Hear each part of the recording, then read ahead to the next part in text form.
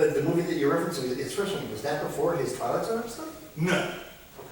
We actually, we did a Twilight Zone thing in December as a little prelude to Robert Redford.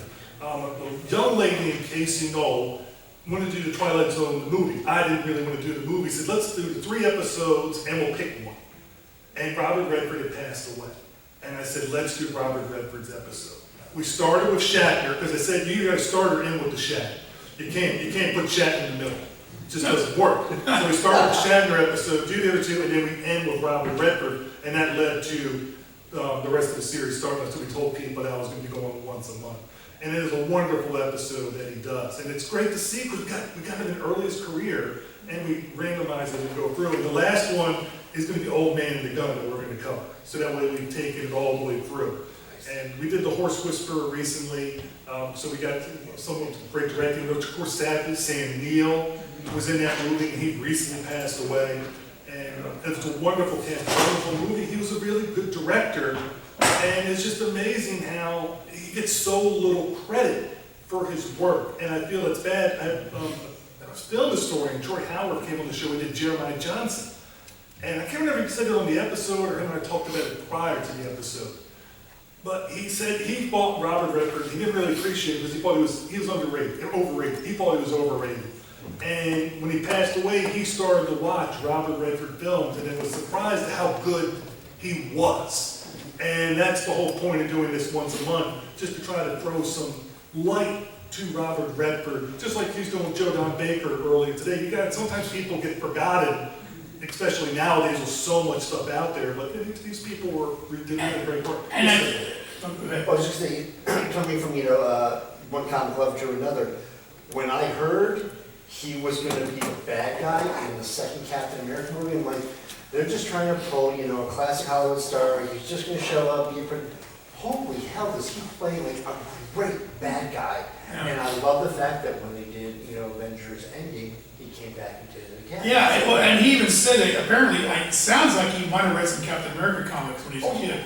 He mentioned that, and I love the fact, you mentioned Horse Whisperer, Scarlett Johansson and him, and now it's full circle, she's now a big star as Black Widow, and the Marvel franchises, and here's Redford with her, kind of in a weird reunion there. But I want to throw one for him. Sure. I think probably his biggest legacy is the Sundance Film Festival. But him developing all these independent artists for these last few decades and letting them develop, and sometimes he had time to mentor them. And that's something that's going to stay on for who knows how much longer after. It's going to be decades more. You never know. Everything eventually does come to an end. But for now, that is like a legacy that he was able to leave behind with his love of cinema and film and help to mentor those young people. There's a small segment in the book Lila, An Inquiry into Morals, which is the follow-up book by Robert Pierce from Zen, the Art of Motorcycle Maintenance, where he mentions Robert Redford was the only one he had ever trusted to turn Zen, the Art of Motorcycle Maintenance into a movie after Ordinary People.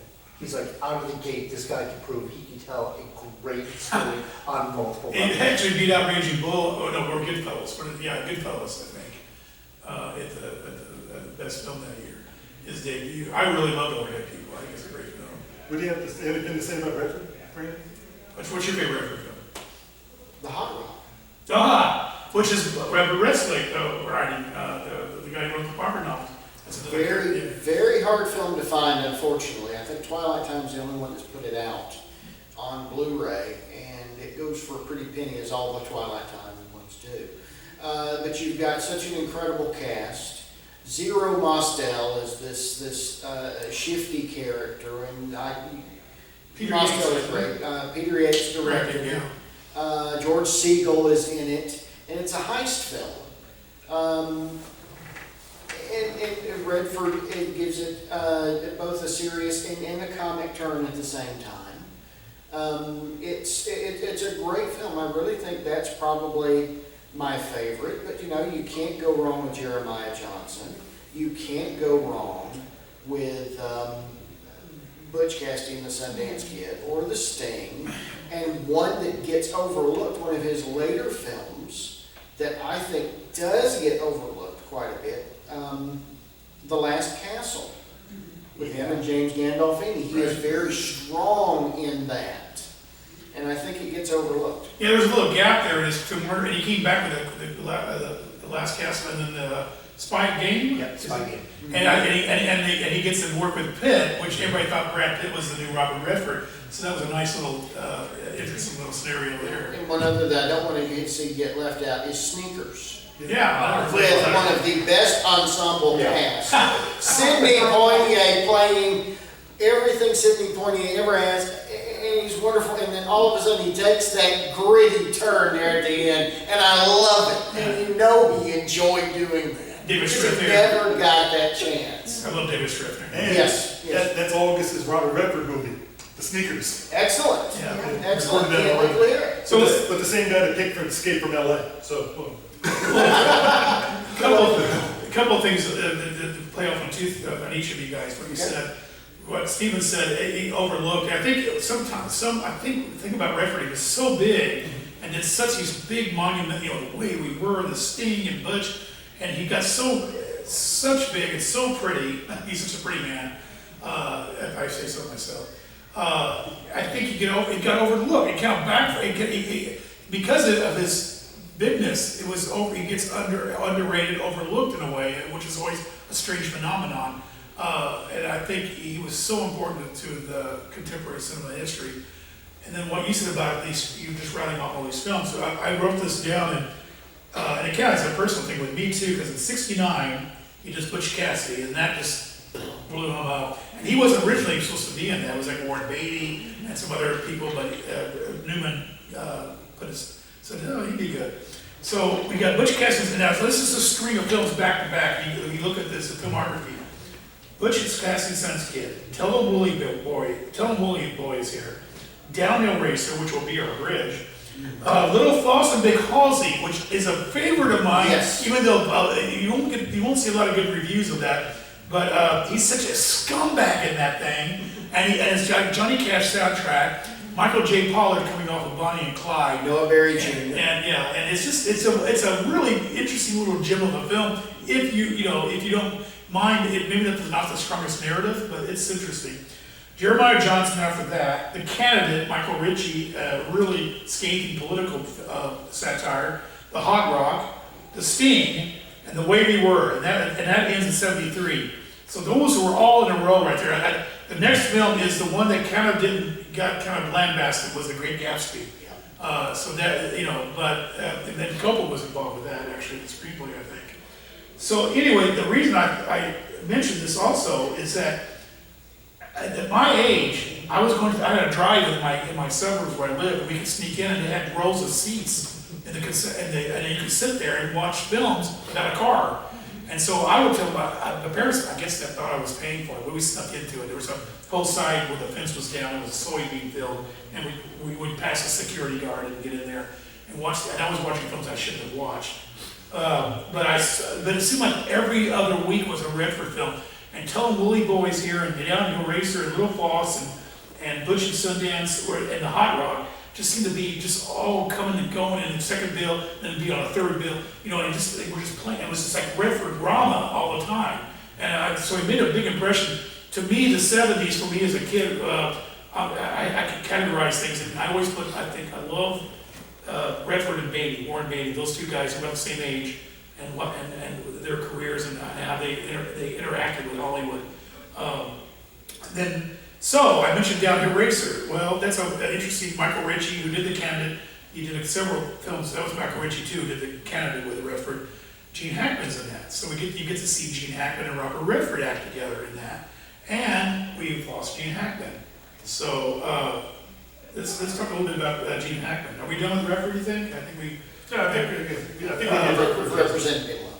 I will start. Let me start out with the thing about Gene Hackman. Him and Duvall and Hackman and Dustin Hoffman, and I think many other. Those guys were actually rooming together. Sometimes they were working together. They were training together as actors. And Gene Hackman had come out of the military. He does a movie, and so he starts to get movie roles, small roles. And I remember one movie I loved as a kid, and I didn't even realize that Gene Hackman was in it. But much later, is the Hawaii in 1966, a huge epic, and he's just a small character on the island. He's one of the islanders, near the end of the career, when Max von Sydow's much older in the film and everything, but look for him and Bette Midler's in that too, believe it or not. And another driving movie I saw a lot in '69 was The Gypsy Moths, another overlooked film, John Frankenheimer. And then I remember Maroon very much, vividly, with 1969. But I want to go back, he's starting these little parts. In 1964 he does Lilith, which has got an interesting reputation. Look it up, it's pretty interesting, a little film. Warren Beatty's in that, it's an early Warren Beatty film. So Warren is going to produce and get Bonnie and Clyde off the ground. He thinks about his work with, he knew Gene Hackman, obviously Gene made an impression on him. He puts Gene Hackman in as Buck Barrow in Bonnie and Clyde, and that makes, that's the start of the flashpoint for Gene Hackman's career. And I think he was Oscar nominated for it, and he's off and running from there on. One of my favorite films, and it goes to Warren Beatty again, it's another Warren Beatty connection, was Reds, 1981, a huge epic, and he was drawing people that he worked with and he trusted and knew could deliver. And Gene only has 2 scenes, I believe, in it, and they're great. They're the greatest scene. He's talking about, there's John Reed, and he knew that John was having a kidney problem, and he goes, "Are you pissing red, John?" Because he's making fun of his communism.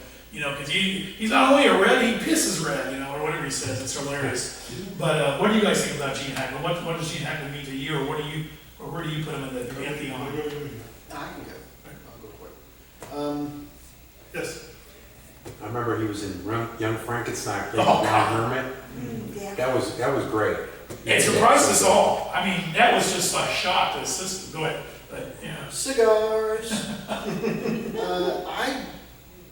2 films that I always think about with Hackman, they came out around each other, and I think they complement each other. One is The Conversation. Oh, God, yeah.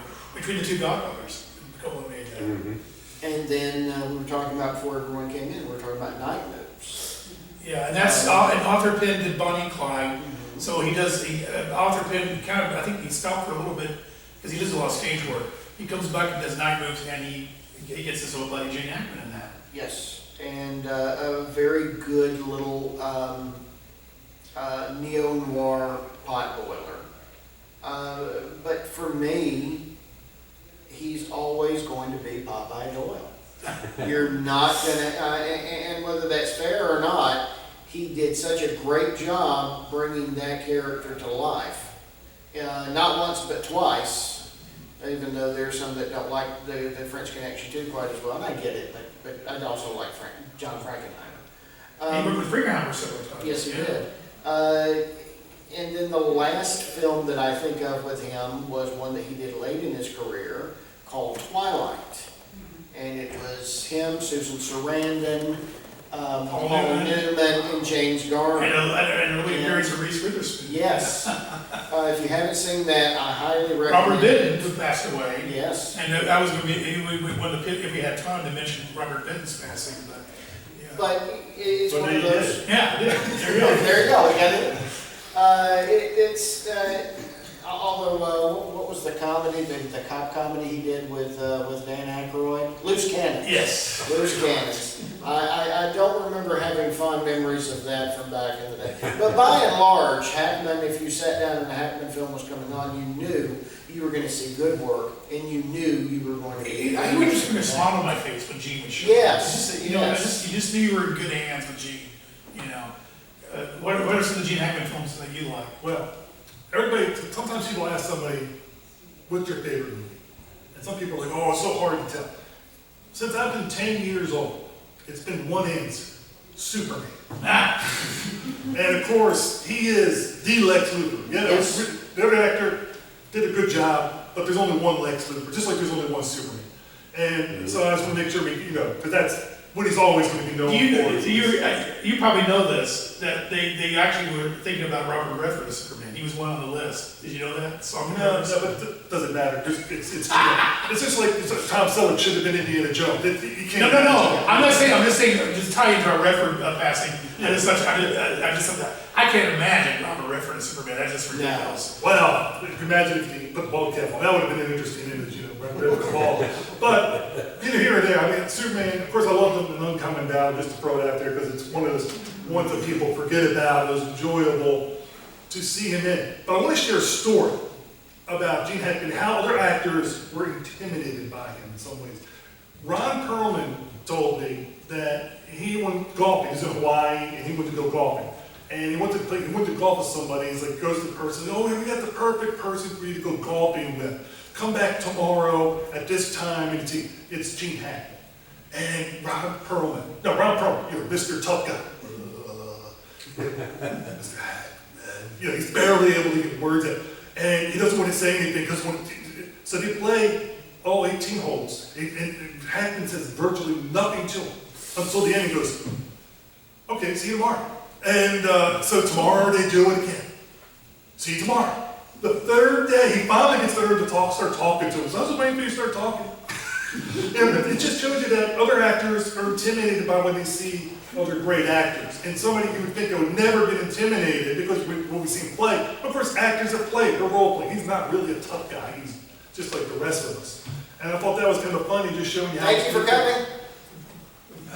To show you how people can be influenced by other actors and how they can be intimidated by it. And I suppose kind of a fun story involving Ron Perlman and Gene Hackman, and just it's hard for me to picture Ron Perlman.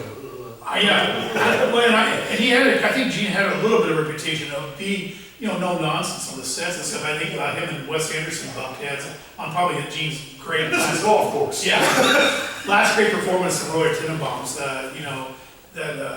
He would, just because you're a hotshot director and everything, I'm here to work, get that job done. In fact, I hate the fact, it's not something in the world, but I hate the fact that his last one was Welcome to Mooseport. And I was, you go out and something like, it's so sweet when John, went out on the shoot this, but it's not going to happen all the time, obviously. But apparently Wes Anderson was wanting to get him to come back and do some narration for one of his films. And I wish that he had done that. That would have been a nice way to end his career. I got to meet him, and he was a little, in Owensboro, Kentucky, of all places. Long story, I won't try to drag it out too much. But I got his autograph, and I got to see my news. I work at a TV station, so I got to see the crew do an interview with him, and he was nice and genial and everything. They gave him the key to the city, Owensboro, Kentucky, I think. So I called my friend at work and said, "You got to get over here," because nobody really showed up for this. It was a mystery writers thing. It's why I said I don't want to bore you with the details. Lucas, my friend, comes over and so you can get his autograph, his name. And so Gene's getting ready to kind of leave, and after all the ceremony and his autograph session and everything, and he goes, Mr. Hackman, can I get your autograph? And this is Lucas asking him, I'm trying to get a picture with him and everything, and he goes, a pin, I need a pin, and just a little bit of that Gene Hackman, Popeye Doyle, we kind of and then the co-writer of his book that he's written a couple books, goes, Gene, you got a pen in your hand. Oh. But wait a minute. And then he gets into his vehicle, and him and this co-writer get in the vehicle, and it's an SUV, and the guy who's in charge of the organization, I go, you didn't screen for a limousine for Gene Hackman? What's going on? He goes, no, they flew into Louisville and drove down from Louisville to come to Owensboro, and they just drew it right in and said, so Gene Hackman. And then Lucas and I sit there, and we just kind of waved like little kids as they drove off. So anyway. One thing at the time, you said, I wish it would have ended with a different film. Yeah. And I know, because a lot of these actors had died, a lot of actors might have had stronger films or work near the end of their career, and sometimes people will lament, oh, I wish they would have stopped sooner. I'm actually happy they continue on, because you don't know when Boris Karloff did the Mexican movies, and I think he did another movie prior to that for England, and then prior to that was Targets. And people go, oh, I wish he would have stopped the Targets. And I'm not happy. I'm happy that he continued on, because you have still more work. Yeah, I recently recorded a thing about those Mexican movies. I watched them. They're not that good. But Karloff is, and they're actually entertaining in a way. So I enjoyed watching them. I own them because we like physical media, and it's just amazing how But people will say, "Oh, I wish they would stop at this point." But if let's say posit that.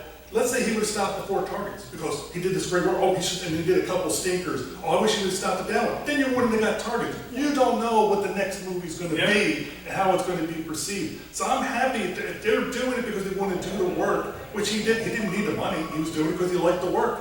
fine, let him do it. So I'm fine, like Hackman again's on one that's not as good for some people, well, yeah, maybe it's more Hackman. I But can here's do my that. question to you. Have you ever watched a movie, not necessarily Gene Hackman's, and go, he must have had a divorce payment due because he's great in the movie, but the movie sucks. Every actor Yeah. has done a film, has done a project because I got a house payment to make. Yeah. Look at Michael Caine. Jaws 3. Jaws 4, he got the money, not for him, he got the house for his mom. Mom. People say, what are you picking a movie? Every time I look at my mom's house, it looks really He good. missed his Oscar ceremony because of that damn film. Every actor out there has done it because you have to work, sir. Bela Lugosi, Well, he needed poor the money. guy. Yeah. He was already dead when they made Plan 9 from Outer Space, but Ed Wood just had that little tiny little reel of him, and he put it in the movie. That was like so bad it's good movie. Plan 9 from Outer Space. It's so bad it's really good. Bella, though, you have to look at his, whatever work it is, he wanted to work. Yeah. He didn't want to just futz off. He wanted to work so badly that he would take that. You can look at the end of Burt Reynolds' career, for God's sakes. Oh yeah. I mean, He he was supposed to be in Once Upon a Time in Hollywood. It's true. He did all of these real turkeys Towards the end. from the late 80s and forward. I mean, really the only thing notable in all of that Mishigosh, I think, is probably Boogie Nights. There might be another one in there somewhere that I'm overlooking, and I like Burt Reynolds. I was the guy that did Smokey and the Bandit panel last year, for God's sake. Cooper. But, you know, sometimes you have to work, and you take the paycheck. And even if it's not the work, like Boris Karloff didn't need the money, he just wanted to do work. Ricardo Montalban, one of the quotes I always love about him, you're only an actor when you're acting. If you're not acting, you're not an actor. And so these are people just love to do it, and they want to do it all the way up to the bitter end. And thankfully, a lot of these people were able to do it all the way up to until they wanted to stop on their own. And I think that's the thing we got to look at. Well, basically, out of time, we were talking about Gene Hackman, Reds, Diane Keaton's in that. We wanted to kind of touch on Diane Keaton. 1 second before we do that, the Poseidon Adventure. Who thought it was a good idea to let Leslie Nielsen drive the boat? And then, you know, for me, a Diane Keaton film I want to throw out there is Shoot the Moon. Just a really Alan Parker directing. It's a lot of Alan Parker films get overlooked, and he's got a great filmography. He, of course, like I said, when she's in Reds, I just caught up to her looking for Mr. Goodbar recently. I couldn't believe her performance in that. She also did the director. She did a documentary that's really kind of cute called Heaven. She directed an episode of Twin Peaks, which leads me to David Lynch. And then we lost David Lynch, another huge creator. So, real quickly, Diane Keaton, David Lynch, guys. What any thoughts?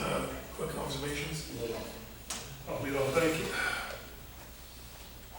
Let's see. Well, she saw some movies coming out. Even like there was one that came out recently, even though she had passed. I think So so. she had some stuff there. She was working all the way to the end, Yeah, she was working only Annie Hall, and this kind of thing. So yeah, Diane Keaton, I mean, she was lovely. She's able to keep up her performance all the way through. David Lynch, you know, with Twin Peaks and those kind of things. I'm not as much of a big Lynch fan. Really? So it's, Okay. yeah, He that's was- the way it is. Ebbs and flows with different. He did. What about you? Diane Keaton, you mentioned Annie Hall, and just it's just an incredible body of work. For her, with her, I can't. Yeah, a little drummer boy. I mean, she could be dead on serious, and she could be that flighty, wonderful, kooky Annie Hall. And it's unfortunate, you know, the Woody Allen thing. Wherever anybody stands with Woody Allen, she never, she always supported him, and you know, and stood by him. Never gave up. Never supported him. And doesn't think Mia Farrow and everybody else. A lot of good people don't think. And she's done what a string of films that she did with Woody, and it's unfortunate. And speaking of Gene Hackman, I forgot another one of my favorite Gene Hackman performances is back when Woody was not, you know, where he's at now in terms of being canceling out. Another woman, a serious Woody Allen film, and Gene Hackman's in that with Ian Holm. Oh, Interior. Interior? Yeah, Interior's a John Keaton. Yeah, that's a straight on series. But the Gene Hackman one is Mia Farrow's the female lead in that. but it was really, that was back when Woody Allen could get anybody. David Lynch, Blue Velvet. Oh, that's the fastest I've ever seen my sister leave a theater. She made it 7 minutes. I clocked her. She goes, I'm out of here. What, when she saw the ear laying there, or? Yeah, so we're at 7:35, we're out of time, I knew this would happen. Yeah. You know, we got, Val Kilmer, Michael Madsen, Terrence Stamp, Udo Kier, Rob Reiner, Catherine O'Hara, Chuck Norris, I know Brandon wanted Sam Neill. You have to answer one question. Yes. For me. Your favorite Val Kilmer role? Favorite Val Kilmer role? I'll go if you. There's only Go ahead, one. go. Jim Morrison. I was gonna say Finding the I was Doors. going with Doc Holliday. Well, I know, but I like the Dennis Quaid Doc Holiday in White Earp. I need a Huckleberry. I'll be your Huckleberry. Then I guess I'm the outlier, Chris Knight, real genius. Oh! That's good. Yeah. That's very good. That was the That's first the- time I ever saw, and keep in mind, I was in high school, smart being sexy and rebellious. And that I thought was cool. That sequence when Deborah Foreman comes to the door, or Valley Girl, she is, Yeah. yeah. Not to be forgotten, Top Secret. Oh, yeah, yeah. That's funny. They're follow up the airplane, I'll say right? thank you for coming. If you want to, at 8 o'clock, we're doing a panel on sad films and why they're important. Jeff Clark was sitting back there, myself, we're gonna be going through that. Wait, but you guys better bring Kleenex, because I'm not Well, going we're gonna first talk about the psychological importance of it. We have a little video, that talks to how it's important for us to watch and do. Then we're gonna talk about, So you do have some video, okay, good, these, yeah, we're good. We already checked it. Well, if you want to deaden the pain, I'm heading to the Tiki event for a journey. Oh, there you go. Yeah. So I mean, if you came here, if you came here to talk about dead people, you should come for sad films too. Yeah. And Jeanette Schwartz, Tony Matheson, Somewhere in Time director, passed away recently. So, yeah, we could have gone on forever, all night, actually. Thank you, guys. Thank you so much. Thank you. Thank you, guys. Sorry I was late. That's okay. I kind You of. missed the best part, you missed the Joe Don Baker part. Yeah. I mean, come on. Check out the shirt, man. So, I came prepared. But no, thank you, thanks, guys. guys, really appreciate it. Hope I didn't ramble and No, interrupt. not too bad, we were able to steer you around. That's- He was in Walking Tall, Yes, Yeah. and then after that, Fred, you didn't say God. who was the guy that played him? Bo Svensson. What was He's that? still around. Fred, you didn't say Godfather. Thank you. No. Yeah. Oh, yeah, yeah. And Bo Swenson was with We're Robert terrible. Redford in his Red Waldo Pepper. with it. Yeah. And I interviewed Bo Swenson.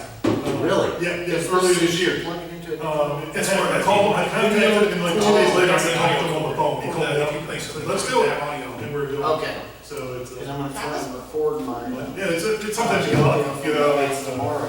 but yeah, that was fun. My, use on my podcast, there's bonus content, yeah. If you guys want to take a stretch of legs, you want to use the loo, we'll be picking up, at 8 o'clock. Good heavens.